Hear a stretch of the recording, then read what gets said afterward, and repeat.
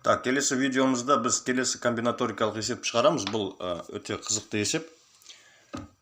Әрбір натурал сан 100 түстің біріне боялған. Яғни бірден бастап шексіздікке дейін барлық натурал сандарды әрқайсысы қандай да бір түске боялған, барлығы 100 түс бар, иә. Бір түске боялған бірнеше сан таңдап, яғни кемінде 2 сан таңдап, иә. Олардың көбейтіндісін А деп белгілейік. А санының әртүрлі 1000 бөлгіші бар болатындай таңдау жасауға болатынын дәлелдеңіз дейді.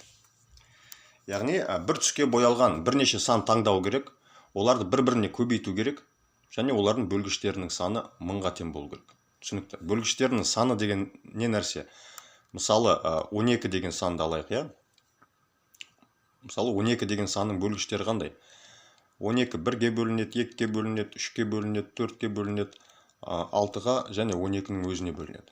Яғни бұл жағдайда бізде 12-нің 6 бөлгіші бар. Ал біз қандай да бір 3 сан таңдауымыз қажет, мысалы А, Б, С деген сандар, иә. Бір түске боялған А, Б, С деген санды, мысалы 3 сан таңдадық, онда олардың көбейтіндісі А, Б, С деген. Сосын А деп белгілесек. Осы санның 1000 бөлгіші болу керек. Яғни ровно 1000 бөлгіші бар болу қажет. Так, бізге бірнеше сан таңдау керек. Мен бұл есепте 1000 деген бөлгіш болғандықтан 3 сан таңдаймыз. Бір түске боялған 3 санды таңдауымыз қажет. Неге 3 сан қазір түсінікті болады ол? Себебі 1000 деген сан ол 10-ның кубы. Ол бізге ыңғайлы. Так, ол үшін Дирихле принципімен танысайық. Яғни бізде 100 түс бар, иә.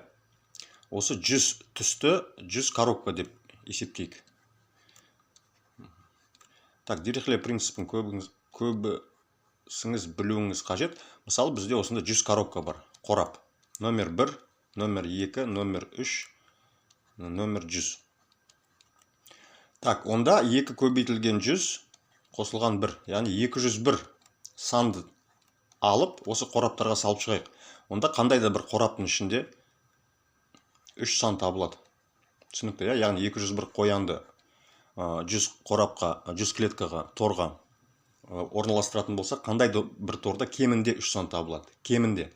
Себебі әрқайсында екеуден ғана болса максимум, онда олардың саны 200 болатын еді. Ал бізде 201. Яғни бұдан қандай қорытынды жасаймыз? Егер біз кез келген 201 санды алатын болсақ, олардың ішінде бір түске боялған 3 сан табылады. Кез келген,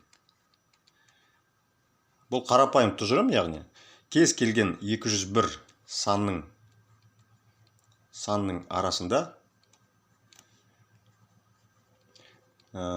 кез келген 201 санның арасында бір түске боялған, так, бір түске боялған 3 сан табылады. Кемінде 3 сан табылады. 3 сан табылады. Ол түсінікті, не үшін екені? Так, енді біз келесіде жиынды қарастыра салайық.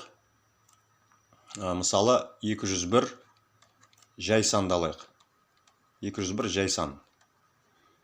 Яғни P1 деген санды алайық, P2, осылай белгілеп шығайық.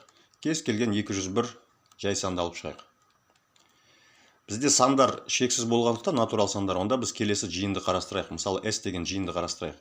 S жиыны келесі сандардан тұрсын. P1-дің 9 дәрежесі, P2-ның 9 дәрежесі, P3-дің 9 дәрежесі, осылайынан осы барлық таңдалған 201 жай санның 9-шы дәрежелері.